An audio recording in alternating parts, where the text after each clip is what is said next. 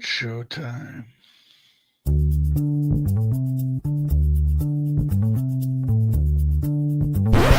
Welcome to Deep Dive Daily.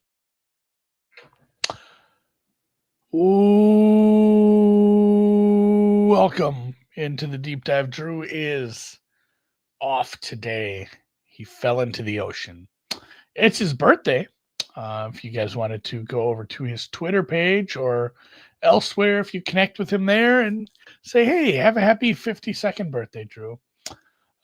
He's traveling. He will be back in time for halftime tonight of the Giants game where I and him, I believe as well, are sitting on the Giants, hoping and praying that Kobe Dean doesn't ruin everything for us and Jackson Dart is kind of reined it in a little.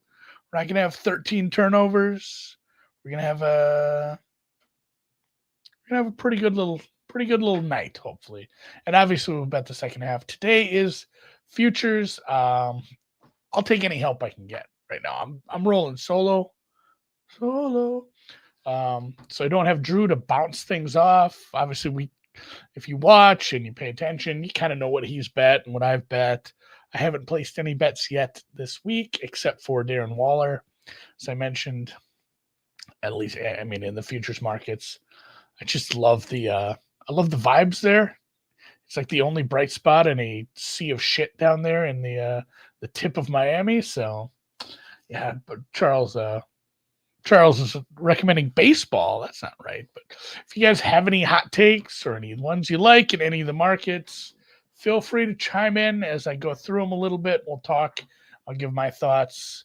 Of course, as it is wont to do, Bookmaker has logged me out. So give me a hot tick to get back in there. So that's what we usually use to take a look at these markets. MVP, kind of status quo despite the loss, although Allen did tick down a little. He's plus 151 in the MVP market, followed closely by Patrick Mahomes. I think some people talked themselves into Mahomes before the Monday game, and I don't know that the loss was like, I don't know if that was the end of the world, honestly. Like, he looked good. That offense looked good. We talked about Kevin Cole's score for the game and how he scored it out based on how those teams played. How there was like a 13-point swing essentially on that one interception, and the Chiefs were the better team. They were a really good-looking offense. It's about to get Rashee Rice back, so I'm tempted by Patrick Mahomes at 7-1 in this market. Just all things considered, the real fly in the ointment is just the Bills' schedule sucks donkey ass, and he's just going to get win after win after win. I can't recommend getting in on Baker Mayfield. I think you're buying the top. I know he's been great. I just don't know that it gets better than this as we go. I think this is about as good as it gets. He's going to start to throw a few interceptions down the stretch, and I think he'll be in the mix, but it's going to be hard for him to overtake Josh Allen without an injury. And then who else is there? Love and Herbert kind of floating around. Herbert's down to 13-1 again. That checks out. Prescott 17-1. Little interesting, I guess, but he's probably going to rip in that comeback of the year market as well. And I don't know how much I trust the Cowboys over the course of the season, all things considered. That said, if you want a guy to put up stats and he's looking really good, you could do worse than the Cowboys because their defense is pretty rough and he's going to have to throw quite a bit. So that's maybe put a pin in him. Lamar Jackson 30-1 feels like giving money away. Jordan Love is around 11. It's about, I bet him at 12, 15, somewhere there. A month ago, he had the bad game. He had the bye. Yeah, it's kind of where I'm at. I don't think Daniel Jones has an actual real shot at this, despite how good he's played. I think it's going to take a little more than that. So MVP, no ads for me. Kind of looking at Dak. I bet I could find a better price than that. He's 17-1 here. What do we got? 22-1 at Bovada on the Vegas Strip there. Should we just skip to Coach of the Year because we got a comment? Bart, which is Bartholomew. I feel the Coach of the Year market is wide open, but Steichen and Cohen are pretty much market favorites. What price would you need on each of them to bet them? Yeah, especially Cohen. I like him. I loved him as an offensive coordinator. He's had a lot of luck with the defense, so I don't know that you want to buy in on either of those guys. Obviously, at the current prices, they're like plus 235 right now at Bookmaker. That's a tough hang. Plus 265, excuse me. Steichen seems more sustainable. That's not a tough schedule, all things considered. I think he's the rightful favorite. He should be favored over Cohen right now, just because of that narrative and the fact that they're going to win. They might just win that division going away if things keep up. Shanahan down to 5-1 is interesting. It's kind of a weird one because, despite it all, there still were high enough expectations on a team like that. Where I understand Vrabel coming under 10-1. That's a new coach taking over an absolute shit show from last year, and you're making the quarterback look pretty good right now. So that I understand. The Shanahan stuff, it just doesn't feel like he gets the votes, even though I have bet on that guy in the past here. Some of the interesting ones to me are still Ben Johnson. We didn't get to see them. That's another one too where it's the opposite of Dallas. Like, you don't get excited about the points because they're giving up points. The defense is so beat up. It's not like, oh, they scored 40 and lost. I don't know that does it for coach. That does it for quarterbacks sometimes when they put up the counting stats. Nobody wins all their games, but getting healthy on the defense, I think, is very important for the Ben Johnson one. And I don't know that it's a good spot to bet him here against a Washington team this week. Who else is up there? Harbaugh kind of feels deadish just with all the injuries we've had. Carroll was like 20-1 coming into the season. Just doesn't have a quarterback. Not going to happen. Kellen Moore probably can't win enough games. Mike McDaniel 300-1 is interesting. It's not really at all, but it's funny that where they have them listed is kind of where they were to start the season. If you ever look at Bookmaker, they won't reshuffle them in order of odds. They'll leave them where they started them to start the season. So it's always funny when there's somebody listed like 10th and their odds are longer than Andy Reid's at this point. Schottenheimer 23-1 too. I don't know that he's getting enough buzz.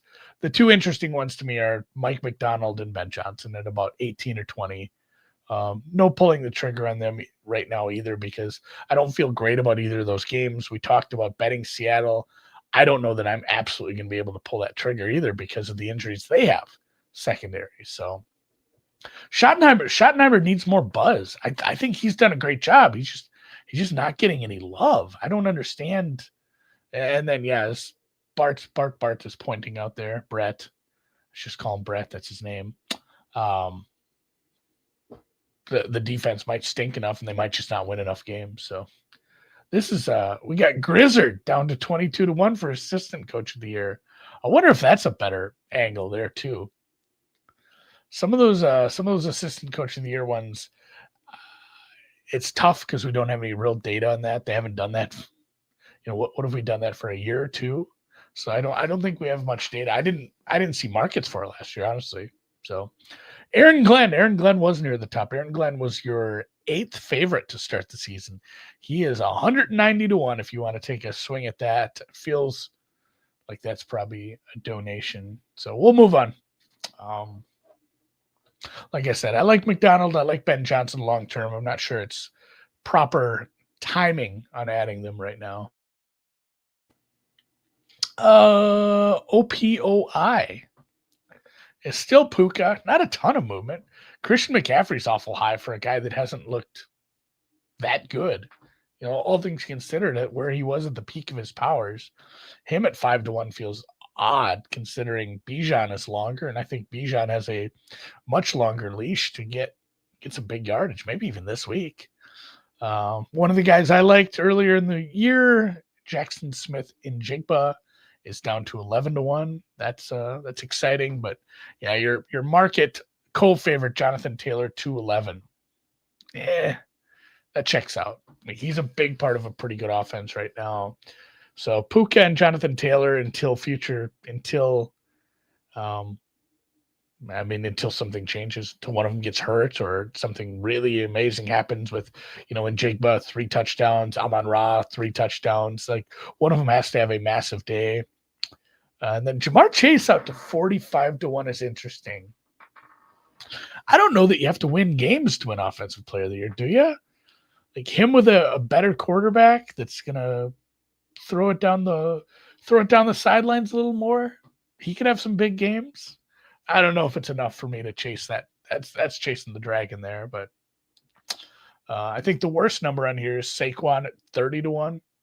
He's picked up an injury and they're using him lightly because of it. So doesn't feel like he has a shot at the repeat. Hopefully they just get him healthy for the postseason. Critically, yeah, there was Darren Waller was in the thumbnail today. That's mostly because I think he can be comeback. Offensive Player of the Year is a tough hang. I think comeback Player of the Year can come off a retirement rather than just an injury.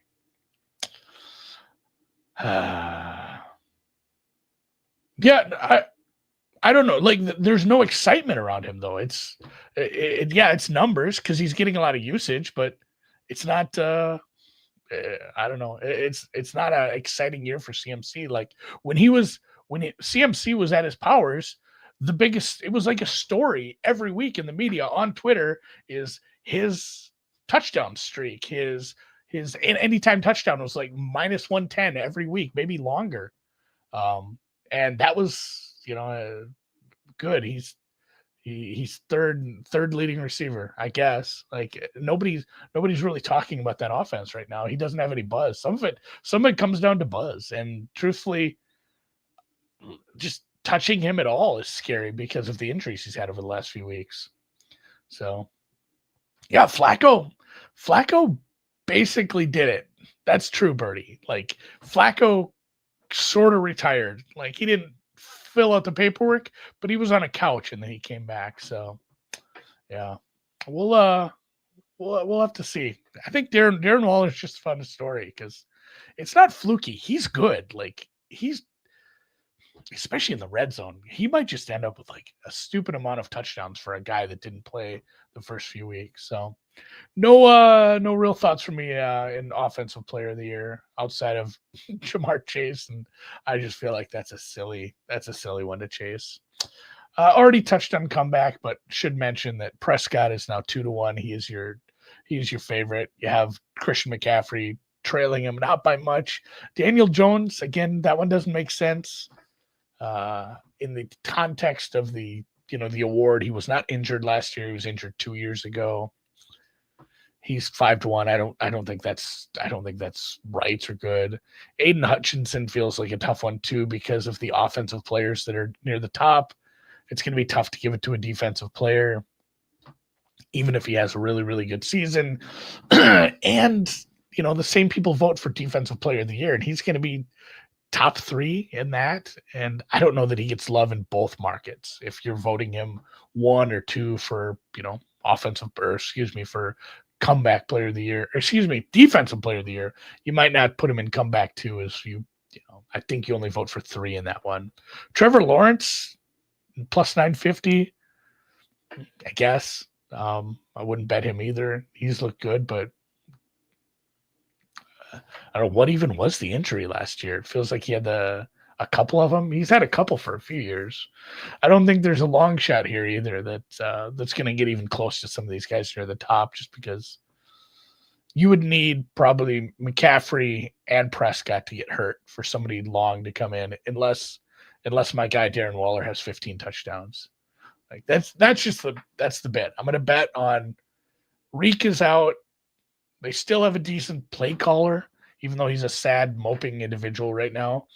And he's looked so good in the red zone that Darren Waller might just end up with enough touchdowns here. DPOI, my least favorite one, I think, because again, it's the couple guys at the top. Parsons didn't even play last week. He's still up there. The big mover is Benito, and it's starting to be a bit of a name, but that one feels like everybody got excited about that on Twitter, and everybody bet him and just kind of drove the number down. I know he's putting up some sick stats as well, pressure-wise too. and he's getting the sacks now. So he deserves to be in that conversation, but it's another one where, man, the votes are just going to get split 5 ways from Sunday up top. Depends on some of the counting stats, some of the big games. TJ Watt starting to look a little better. He's getting back in the convo, but it feels like it's Hutch, Parsons, Benito, Garrett. And I don't know. I don't know that there's a long shot we can talk about here. Case for Leonard Williams here. Probably not. Oh God, what is his stat line looking like right now? There's so many people to leapfrog, and that defense, it's not like we have in Green Bay, where I guess Rashawn Gary's fine, but you have your guy. You have your guy in Micah Parsons. Same thing in Detroit, Aiden Hutchinson. You have your guy, Benito. I know there's a few other guys up there, but he is your guy. Whereas, I don't know, Leonard Williams, I don't know. Yeah, it's a weird defense. It's a weird defense to me because of the secondary injuries and how they've looked. I have them ranked so highly, but I don't know if he stands out enough. Not a market I'm betting into right now, the defensive POI. DPOI. Some of the long shots, I mean, they're not long, but if you wanted to make cases for like Will Anderson Jr. and Jared Verse, I'd listen to them. So they're like 15-1. But again, the problem is leapfrogging so many people, and I don't think there's some situation where Micah Parsons or Aiden Hutchinson have like a 5-week stretch that's so bad they fall out of contention. Like they have to get injured for you to leapfrog them, unless one of those guys just starts ripping off. May averages a sack and a half for 8 weeks, and just suddenly has 15 sacks once we get towards the end of the year. And that's super hard to predict because you've seen this over and over where some of these best pass rushers they're very good. They get a ton of pressures, but they drive the guy right into somebody else's arms. I think Rashawn Gary's sack total for the year might have already hit, man. Just that was one of the main examples we used was Micah Parsons just driving up the sack total for other people on his team. Talk coach of the year already. OROI. Jackson Dart obviously took a bit of a hit because he sucked. I'm hoping he plays well tonight in primetime. That gives him a little bit of a boost. I don't need him playing hero ball. I don't need him turning the ball over. So hopefully what we talked about yesterday with Dable reining him in a little bit, hopefully that's what we get. Egbuka is now at your 50% mark. He is minus 101 at Bookmaker. That checks out. He's so good. He's getting a lot of usage. And Evans is still going to be missing some time here. So that's beneficial for him. Even with Godwin back, he's still probably your one right now. He might be your one when everyone's healthy. I mean, Baker's looking for him so much. It's going to be tough. It's still early. We're not even week 6, a lot of things can happen. Defenses can adjust for this kid. He can have a cold spell. I'm not chasing something that's even money at this point in the year, but if you went after somebody else, I don't know who you'd be grabbing here because Judkins is shortened quite a bit. Dart obviously shortened quite a bit. Tet McMillan doesn't feel like he has a obvious chance in that offense right now. Cam Ward had flashes, but you got to start putting up some stats and a few wins for you to be actually considered. So Tyler Warren down to 10-1. I know there's so many people that are having good years in that offense. There's a lot of mouths to feed. Dylan Gabriel, 33. He's a quarterback. If you guys saw something you liked, if you loved something about that game against a tough Flores defense, you could talk yourself into it. If I had to add anything right now, long shot, Golden maybe. I don't think even that is exciting enough for me to do it. They've looked for him a bunch deep. He's been off a week. So his number's a little bigger right now. But even that, I'm not super excited about that. And for some reason, every week, this is like defensive rookie of the year is just not listed up at Bookmaker, and I got to go over to a different place. Abdul Carter's plus 175, which checks out. He's very, very, very good. Jihad Campbell for Philly, 275. Schlesinger, your linebacker in Cleveland, is your fourth favorite at 5.25. Schlesinger's a tough hang. He's so good. He's been very good, and it's a very good defense. But I don't know what it takes for it. It's harder. We've had linebackers win it. But man, he has to get some of these. He has to get some of these counting stats up. I know sacks, a touchdown, fluky fumble recovery, something to get him above Carter. It's just going to be hard to break the Carter seal. Well, and the long shots there are tough too. Like Walker and Pierce, they're probably going to split a lot of the love done in Atlanta. They're both very good. Harmon's an interior guy. Yeah, man, I don't know what else there is defensively. Mikel Williams, good, not good enough. Yeah, if somebody has a long shot in this one, yeah, Carter might just be minus money if he has a couple sacks tonight, a couple hits. And as you're pointing out, Flacco was the one that made him change the verbiage, where you can't just come back from sucking. But I don't know. We'll see if maybe they'll just say we're not allowing you to vote for this guy, and my Waller money is dead. I think they should give it to Flacco again if he has a good year after he started so slowly. Somebody mentioned assistant coach of the year. That's not one that's up everywhere either, and I'm gonna have to probably pull up Bet Online for that one. God, who was favorite there? It was a couple of the DCs that we had that were playing pretty well, or having defenses that were playing pretty well. Let's look for awards.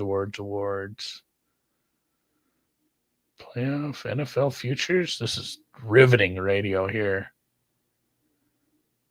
Player futures, assistant coach of the year. Boom. Your favorite right now, which feels dumb because I don't know if I can get behind this, is Jim Bob Cooter. He's your offensive coordinator in Indy. I guess he's a big part of what's going on there. He's a part of the game plan, but yeah, that feels wrong. Hafley was one of the favorites too. I tried to mention there. Saleh, Hafley, Minter were kind of high on the list. Jim Bob Cooter, man. I guess I'd still look at some of these. Minter's going to be tougher because that team's starting to play poorly with all the injuries on the offensive side of the ball. Saleh, I guess I could get there. He's a big name too. He's known. Flores feels like if that team turns around and starts to get healthy, they're getting Van Ginkel back eventually. They're starting to play a little better in the secondary. He's a name that could rise up a little bit. The big problem with some of these offensive coordinators is a lot of the better offensive coordinators are also head coaches, and that's they're not going to give it to somebody like that. So, I get Steichen is your guy there. I don't know how you are that short on Cooter at plus 250 right now. Clint Kubiak at a 10-1 is interesting too. That's been a good offense. I think of the offensive guys, him, John Morton is plus 750. That's another one too. That's maybe that's a nice story. Not a big name, not a known name, but if he keeps the status quo going, and that's another year of being a really good offense. And somebody mentioned Grizzard. He's 25-1. That's I don't know that the offense can keep winning games like this, but the offense can keep putting up numbers. Even if they start losing games, if it's just another good year, that's a fun narrative too. Like, hey, this is just an offensive coordinator factory. We just keep pumping them out. So Grizzard is a good one. Yeah. This is a very tough market because we haven't seen it done very much. And for me, Flores, Kubiak, Grizzard, maybe some looks. Joe Brady is another one. That's a big name that is probably going to get. And I wonder how this plays in. Late in the season, we always start to do this. We've had a couple firings. Let's assume Miami and Tennessee are sitting on interims. Let's assume we get one or two other guys that are probably gone, hot seated. Maybe Dable, maybe another one. And we're starting to look at who's going to get interviews, who's going to start getting interviews. And Joe Brady is going to be in the top of those lists, like high on the top of those lists. Like he's probably your number one guy offensively as far as who's going to get an interview for, these job openings. And I think that drives his stock up just because it's like, hey, he's our Ben Johnson this year. He's the guy that people want. He's going to get all the interviews across the board. And that kind of drives up his stock as an assistant. So and nobody likes McDermott. Can a coordinator promoted to head coach win assistant coach of the year, says Charles? I would feel like that's a no. I would think late in the year when they're voting, they can't say, hey, this is an interim head coach, but he was a coordinator. I want to vote for him anyway. So, yeah, like the fact that Campanile, some of these guys that are listed, they have a chance to be head coaches later in the year. I don't know if I'd be looking at that. So, yeah, this award it's been around longer than I mentioned. It's just the markets haven't been up for it. It's silly. Like you can't bet on this. Same thing with Protector. Where's my Protector of the Year markets right now? Driving me up a wall. Jim Bob Cooter. Yeah, you're not getting my money, Jim. I can't. If anyone has Protector of the Year markets, let me know. That'd be interesting. I'd love to see what those are like right now. And then, if anybody has anything else, I will look at it. We can talk about it this afternoon. Drew and I will be around for halftime of the Giants-Eagles games. We're sitting on the 7.5. Who did I bet in Japan? Who didn't I bet in Japan? You know what? I put together a well-thought-out card, Brett, of some ball strikers who could play well, some guys who could play well in the conditions, considering they have a typhoon, a good putter, and, kind of a mixed bag. And Grillo, 3 over, Putnam, 2 over, Kitayama, the lowest odds I bet at 25-1, 1 under. Rico Hoey is close. I have a Rico Hoey price at 50-1, and he is 3 under, 1 shot off the lead. And on a lark, because so many other people were betting him, and it just made me laugh that this guy has 2 wins, which is 1 more win than the top 3 guys on the board.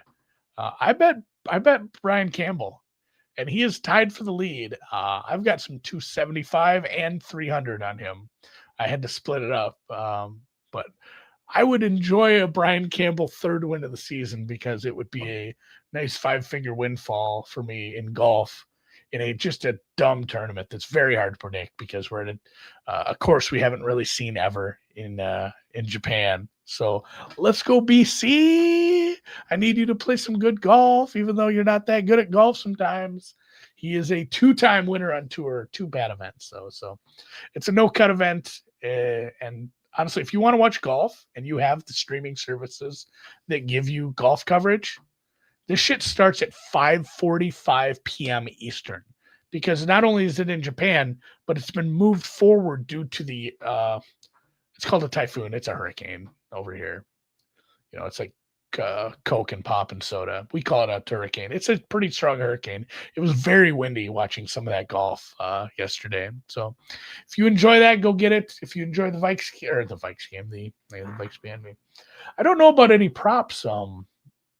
You know what? My sponsor, Sharp Stack, I'll probably just play some of those.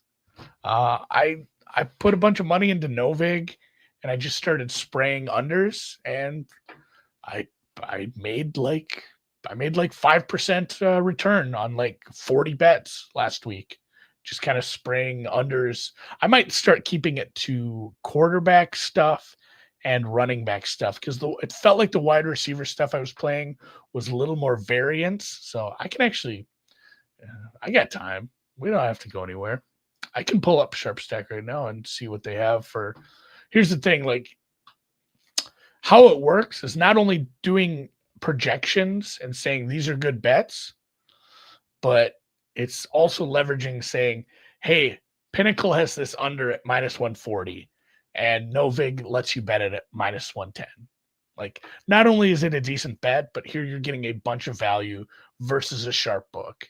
And if you do that over and over, it's basically like just automated line shopping for your ass. And if you keep doing that over and over, getting 30 cents of value on a bunch of bets, you're just going to slowly win money. So right now, the highest recommended EV for me is a Cam Scatabo Boo under 2.5 receptions at Profit X plus 104. And then the second one is not for tonight. That is the Jets game. Oh, here's another one. It says take the Giants at Profit X as well. Plus 370 is a pretty good money line. I want to say, what do we have right now at some of the sharp books? So you can get the Giants straight up at Bookmaker for plus 352. So it's just getting a much better line in the market than that. So I'm gonna put some on Scatteroo. I'll put some on the Giants straight up. Usually it's just props, but it's saying no vig and Profit X playing it at 369 or 370 is a good bet. Full game money line for the Giants. It'd be a fun one to come through. So Scatteroo receptions under for me is the prop play tonight. And that sucks. He lost no vig in Connecticut. I do like Novig. It's a pretty good one, and they improve some of their processing too now. So I believe they take cards, but there's a million ways to get money in and out. So yeah, we'll check you tonight. Enjoy your Thursday. Hopefully the weather's nice.